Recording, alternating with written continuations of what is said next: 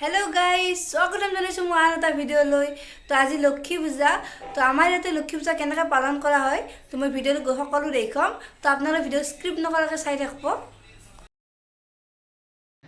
তো লক্ষ্মীমাৰ আসনখন সাজি লওঁ প্ৰথমতে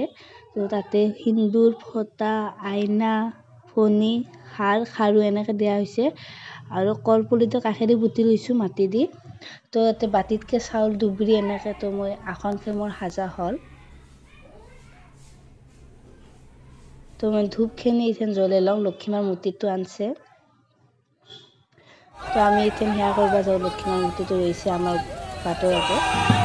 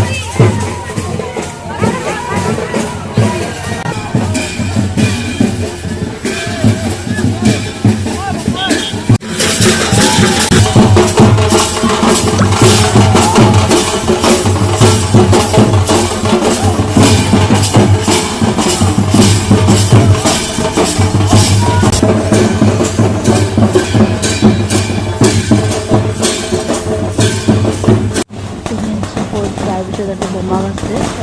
বোমা মাৰে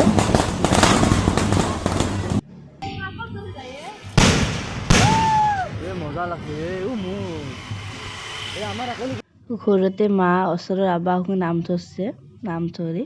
প্ৰাৰ্থনা কৰিছে তো খুৰী মায়ে ঠগিখন ভাগাব খুৰী মায়ে ঠগিখন সাজিছিল তো ভগৱানক প্ৰথমতে